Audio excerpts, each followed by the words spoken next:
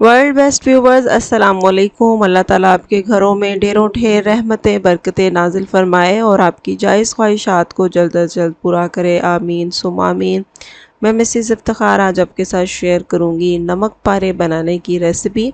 तो आए इसको बनाना स्टार्ट करते हैं। बिस्मिल्लाहिर्रहमानिर्रहीम। सबसे पहले एक बाउल लेंगे डो तैयार करने के लिए। 2 कप मैदा इसके अंदर शामिल कर रही हूँ मैं डो के लिए। 1 टीस्पून नमक, 1 टीस्पून ज़ीरा और 4 टेबलस्पून इसके अंदर शामिल कर रही हूँ डालडा घी के। बनास्पति घी यूज़ किया है और इसी क्वांटिटी को अगर आप फॉलो करेंगे तो आपके नमक पारे बहुत अच्छे बनेंगे। अब घी डालने के बाद इन सब चीज़ों को अच्छी तरह से मिक्स करना है। घी, मैदा और ये सब चीज़ें जब एक जान हो जाएंगी, बिल्कुल इस तरह से इस फॉर्म में आएंगी, तो नेक्स्ट हम इसमें फिर थोड़ा थोड़ा पानी ऐड करके इसको गूंदना स्टार्ट कर देंगे। ये देखिए पानी ज़रा ज़रा सा लेके हमने इसको गूंदना है जैसे हम रेगुलर आटा गूंदते हैं। हमारी डो ना तो बहुत ज़्यादा हार्ड होनी चाहिए और ना ही बहुत ज़्यादा सॉफ्ट होनी चाहिए।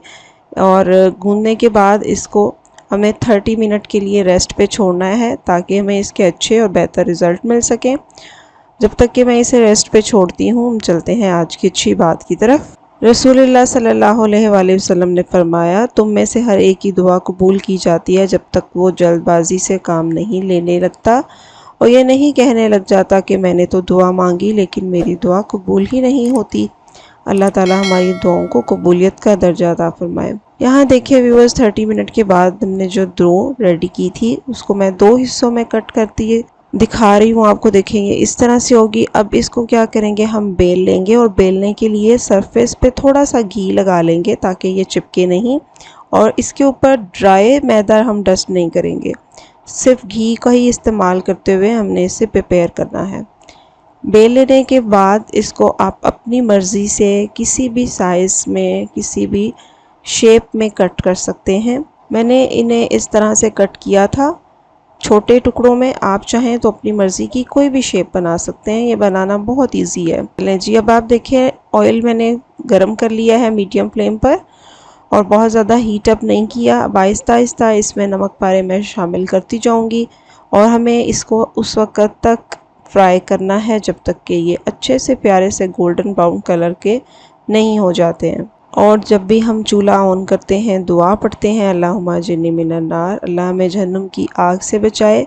और इस वक्त चूल्हा मीडियम टू लो पे है और मीडियम टू लो पे ही इसको कुक करेंगे, अदरवाइज़ क्या होगा, ये बहुत जल्दी जल जाएंगे ऊपर से और अंदर से क्रिस्पी नहीं रहेंगे। इन्हें क्रिस्पी बनाने के लिए मीडियम टू लो हीट का ही इस्तेमाल करेंगे और काम के दौरान दुरूद शरीफ पढ़ना नहीं भूलेंगे। इससे खाने में बरकत, खाने वालों में प्यार और थकावट का एहसास भी नहीं होता और हमें बहुत सारी नेकियां भी मिल जाती हैं, हमारा काम भी हो जाता है। तो व्यूवर्स, आप देख सकते हैं कितने ज़बरदस्त से नमक पारे बन के रेडी हो चुके हैं। बहुत ही खस्ता बने हैं, बहुत ही मज़े के हैं और फ्रेश हैं। अपने घर में इसे ज़रूर बनाइएगा, इंशाल्लाह सबको बहुत अच्छे लगेंगे। तो ये थी मेरी आज की रेसिपी। उम्मीद करती हूँ आपको पसंद आई। ज़िंदगी रही तो फिर मिलेंगे एक नई रेसिपी के साथ। तब तक के लिए अपना बहुत सारा ख्याल रखिएगा, दुआओं में याद रखिएगा।